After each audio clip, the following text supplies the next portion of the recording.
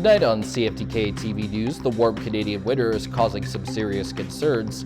Donald Trump is encountering even more accusations and trouble, and some Canadian hockey leagues are doing away with post-game handshakes. Northwest BC's only television news team. We are CFTK-TV News. Good evening, I'm Cale Maslin, and here's what's making news in the Northwest and beyond it. Yesterday morning saw several Terrace RCMP officers with semi-automatic rifles reportedly in tow arrest several occupants at a house located just off of Lake Ellis Avenue. These officers were said to be acting upon a search warrant, and reports also say that the officers had ordered the occupants to exit the house. There were said to be at least 6 people who came out into the open and then got handcuffed by the officers and put into police vehicles. The home that was targeted by the police is nearby a few others that have also drawn the attention of the police in the past as well as warrant-assisted entries. Although the reason for the most recent arrests, in addition to the warrant's contents, have not been disclosed to the public as of right now. The Kitimat RCMP recently spoke of an incident in their newest weekly report about a problem that seems to keep persisting. At the end of December, they got word of a fraud case that had happened on Facebook where someone is said to have lost $500. The report says that the victim got a message from someone going by the name of Melissa Thomas, where the message said that the victim won $1 million and an F-350, but that they needed to send them back $500 in admin fees. And unfortunately, the victim was said to have given out highly sensitive personal information, as a result, lost quite a bit of money. Police have responded by telling social media users to be wary of possible scams and to not give out their personal information to anyone unknown to them.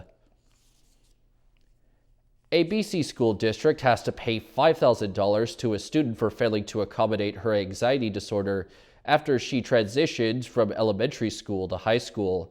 The province's Human Rights Tribunal ruled that the unnamed school district did not take reasonable steps to investigate and address the student's anxiety. It says the unidentified student was diagnosed in kindergarten and has been on medication since grade 7. Her family filed the human rights complaint in 2020. Winter may have been around for a little while now, but experts are already worried about the summer. Our local ski hills are also desperate for snow, and the lack of snow has major repercussions for the environment. CTV's Rob Buffum on our outgoing drought and the potential for another disastrous wildfire season. Despite recent rainfall, water levels in the Goldstream River near Victoria are lower than usual, a reflection of the drought conditions that plagued the province last year and which may persist through 2024. The degree of the snowpack is below what we need at this time of year to really be optimistic moving forward. Cold weather is in the forecast next week, along with possible snowfall in some areas. But experts predict generally milder and drier conditions than usual will persist this winter, meaning a low snowpack, a cause for concern after last summer's devastating wildfires. The best advice I'm receiving from our team is that if we don't see significant snow this winter, that we're going to be into a really awful fire season again, as well as additional drought next year. The wildfires triggered thousands of evacuations, some forced to shelter in their vehicles overnight. The province launched an online survey today looking for feedback on how to improve its emergency support system as it prepares for another potentially vicious wildfire season. There are literally dozens, hundreds of stories, frankly, out there about people that have ended up in their car, couldn't get assistance, waited too long. Salmon and the ecosystem relying on BC's rivers will also be hit hard if there's another dry year ahead. It can spell disaster in the coming summer if we get more drought conditions and things like that.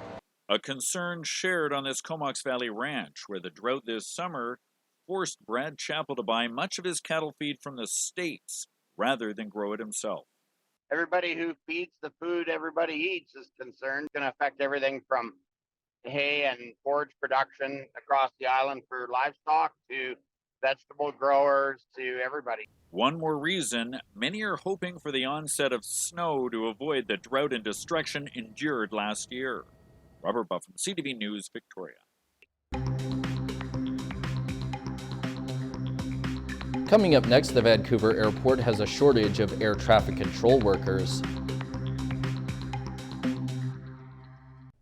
We'll go back. Air traffic control at YVR is facing one of the worst staffing shortages in the entire country. This comes as air safety is once again top of mind, following a deadly plane collision on a runway in Tokyo this week. CTV's Penny Daflos reports. Runway collisions like this one in Tokyo are rare but extremely dangerous and disruptive to travelers. Control tower transcripts suggest the smaller Coast Guard aircraft acknowledged instructions to stand by, but moved onto the runway anyhow, possibly because warning lights weren't working. They didn't have those lights, and so somehow that crew in that Japanese Coast Guard aircraft believed that they were cleared onto that runway. Canadian air traffic controllers are watching the investigation closely. While their jobs have become more high-tech, having people up there with their eyes out the window is probably one of the most important defenses that we have. And there aren't enough of those eyes in many Canadian control towers, particularly Vancouver International. It's among the most short-staffed. On Christmas Eve, nearly 24 flights at YVR were impacted due to a major personnel shortage. At least on its face, NAV Canada seems to be taking some responsibility. The staffing crisis comes amid a surge in runway incursions in Canada. More than doubled since 2010. This is when an aircraft or vehicle incorrectly enters an active runway. Only a handful of those cases were high risk, but last month an international aviation watchdog downgraded Canada's safety rating from an A to a C, warning of the risks of government offloading safety responsibilities to industry. From a safety perspective, if we don't have enough people, there will be restrictions and delays. Restored demand for air travel combined with the staffing crisis in the nerve center of YVR mean delays could become more common during peak periods unless more people sign up for a job that can take 2 years of training, with thousands of lives counting on them every day. Penny Daflos, CTV News, Vancouver. The Fraser Valley real estate market has been hit hard by rising interest rates. Last year's sales were the lowest that they've been in a decade, and prices have taken a hit too. CTV's Michelle Bernoro takes a look at what's ahead for this year. In the Fraser Valley, there were fewer homes sold in 2023. Definitely, we had a lower inventory compared to the previous 2 years. And it took a little longer for them to sell. There's a lot of pent-up demand. There's a lot of demand out there. But unfortunately, with the interest rate where it is right now, it's very hard for people to get approval. The Bank of Canada hiked interest rates to 5% last year, leading to the drop in sales. Nobody wakes up in the morning and says, I can buy a home for $1.5 million. They wake up and say, I can afford a $3,700 or $4,000 payment. So if the cost of money changes abruptly, then the cost of what that individual can buy changes abruptly. The latter half of the year experienced numbers similar to what we saw post-financial crisis in 2009 when it comes to volume of transactions. According to the latest BC assessment, most Fraser Valley homes saw their value go down. The sharpest decrease, 13% in Hope, where the average home has an assessed value of $611,000. But that doesn't mean it will stay that way. The Fraser Valley Real Estate Board says with the Bank of Canada expected to lower interest rates before mid-year, demand will increase. Chances are, with interest rates coming down, the demand will go up, and we'll also possibly see an increase in pricing. Meanwhile, some realtors say no matter what happens with the market, the biggest obstacle is a lack of inventory. Because there's a lack of inventory, when a nice property comes on the market, whether it's a condo, townhouse, or house, you still hear stories, even today, of selling in one day and multiple offers. And that's because there's just not enough supply to meet the demand. So is it a buyer's market out there or a seller's market? Some realtors say right now it's just a market that's confusing. Michelle Bernero, CTV News, Langley. Hundreds of thousands of property owners are opening up their assessment notices this week. On Vancouver Island, they're finding their home values have flattened or dropped, but the North Island is bucking the trend. CTV's Yvonne Raymond has the story. Once a mill town, the landscape in Port Alice is changing. I can tell you a story, but the rest of the day would be gone. And those changes are bringing new faces with it. A lot of people that are coming now are people that are working online. With the real estate being so affordable, it attracts those people to work from a clean, beautiful, safe place. The realtor made the move himself 5 years ago from the Lower Mainland. He's among local taxpayers opening up an assessment notice with another jump. I've seen my property taxes more than double in the 5 years that I've been a homeowner in Port Alice, and obviously that hurts. BC assessments are out, and the North Island is bucking a trend. This year we're seeing changes in some smaller communities where there continues to be demand in these areas with limited supply. We've sold 2 houses, and then there was a bare property that sold 2. Unlike market softenings on Vancouver Island, Port Alice is seeing a 34% increase in assessed values from July 1st of 2023. Zabalos is up 29%. Alert Bay is also in the double digits, Port McNeill too, among others. If your property has changed similarly to others, you shouldn't see a significant impact on your taxes. If your property value has gone up or down significantly more than the average in your area, then you can expect to see a change in your taxes. The assessments are basically starting to catch up with actual market value. The realtor joins the mayor, saying more people are looking to move from out of town, and they can see why. It's Mother Nature at its best. Preserving it is a priority too. Yvonne Raymond, CTV News, Victoria. Turning to tonight's weather, the North Coast is supposed to see some showers at a low at only 1 degree. The Terrace and Kitimat area is said to be getting either rain or snow, and it's low down at -1 degree.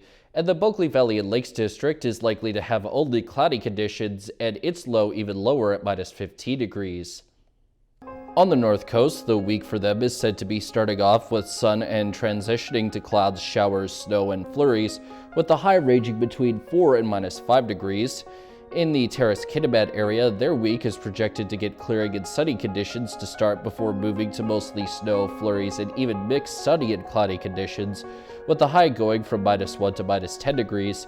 And in the Bulkley Valley and Lakes District, the upcoming week should have mixed sun and cloud, then going into flurries and snow, with the high bouncing from -5 degrees to -18 degrees.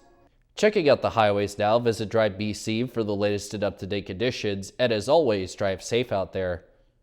On Highway 16, there are slippery sections, water pooling, rock slide, and utility work, fog patches, and road maintenance. Plus, the Usk Ferry is still out of service, and the cable car is in effect. Highway 118 has some slippery sections too. Highway 37 has some slippery sections, while also having compact snow as well as bridge maintenance and even a pair of vehicle incidents. 37A has maintenance and compact snow too, some more slippery sections on the Nishka Highway, and the Telegraph Creek Road has slippery sections with compact ice. And this is what the roads were looking like this afternoon around the region from the view of the province's highway cams.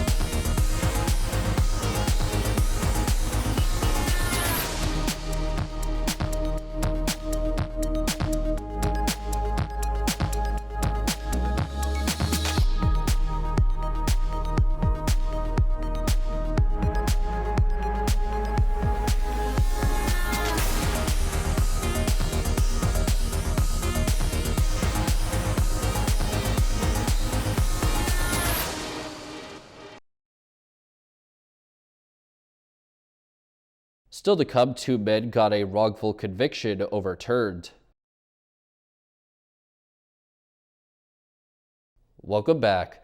4 decades after they were initially convicted of second-degree murder, 2 New Brunswick men have now been formally declared not guilty and cleared of those charges. But as CTV's Sarah Plowman reports, freedom has not necessarily brought them proper justice. It was a day Walter Gillespie and Robert Mailman never thought would come. 40 years after the 2 were convicted for second-degree murder in the killing of George Lehman, the 2 men walked into a New Brunswick court and walked out exonerated. No, I'd just like to thank everybody.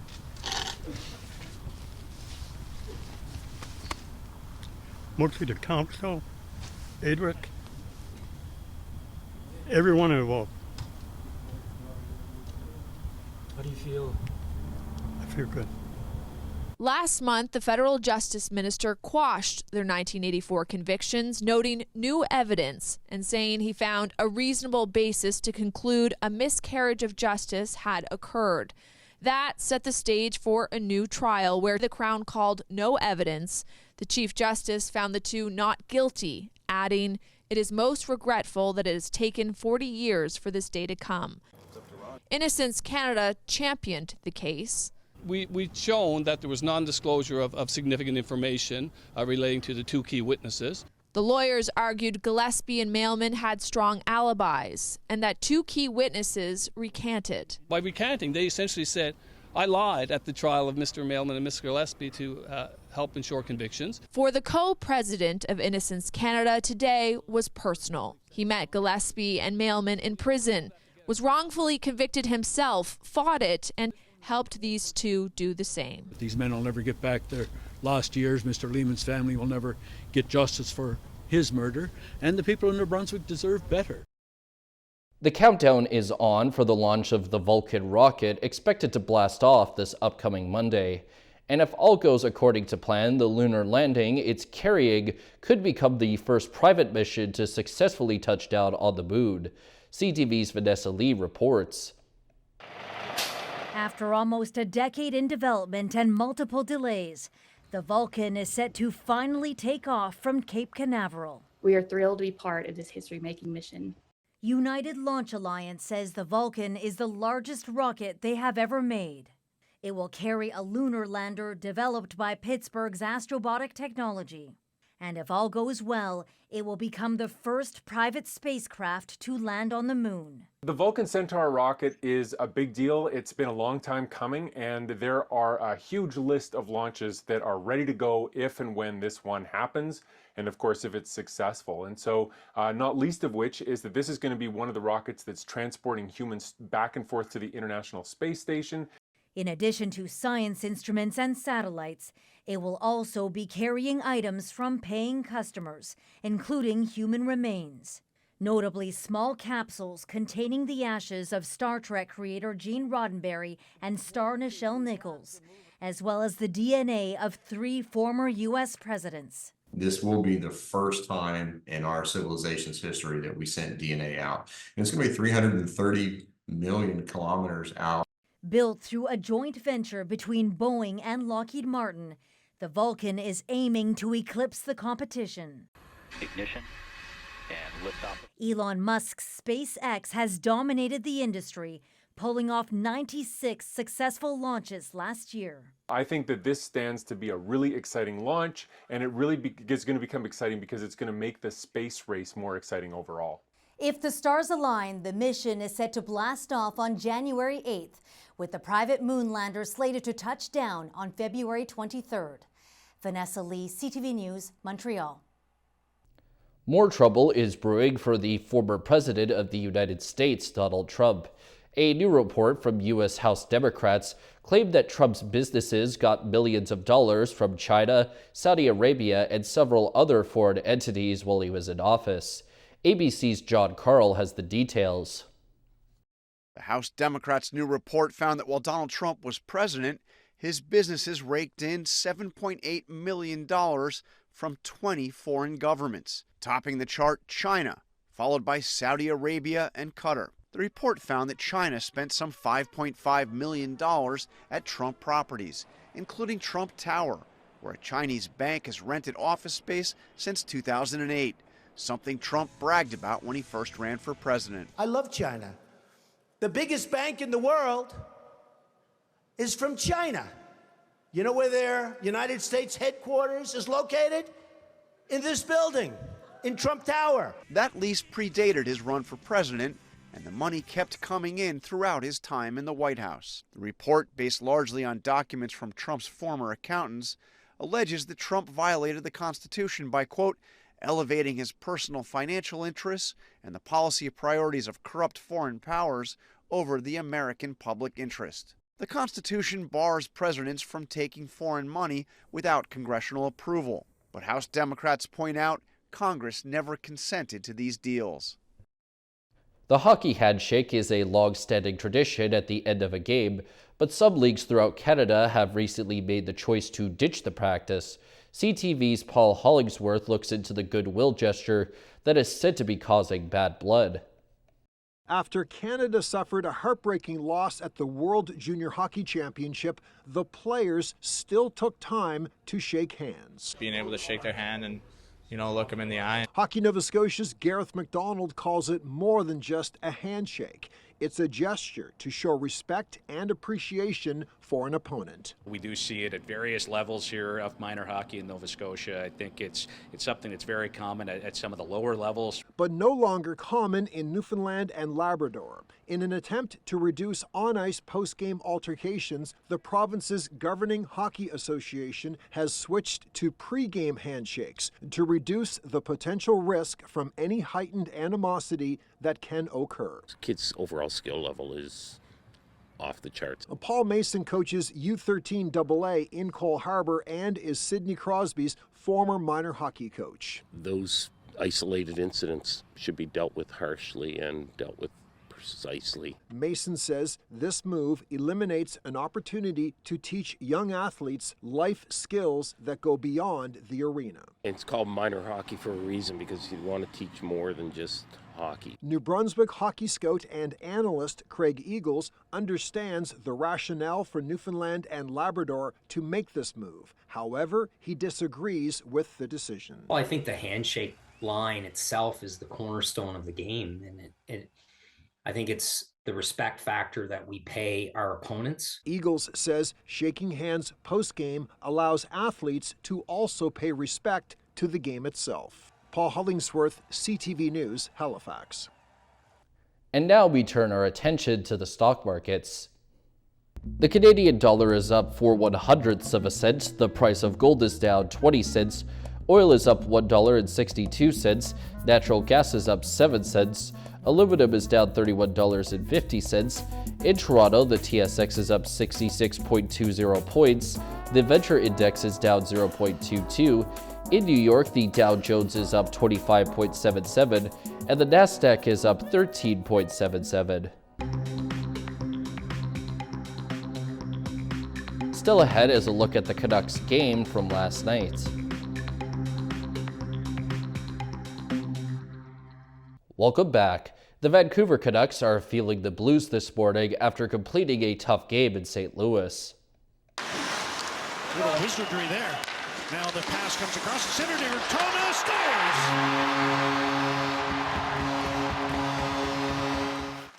The Canucks were able to open the scoring less than 2 minutes into the game, but that was all they could get past Blues goalie Jordan Binnington. Vancouver goalie Thatcher Demko made 30 saves in a 2-1 loss.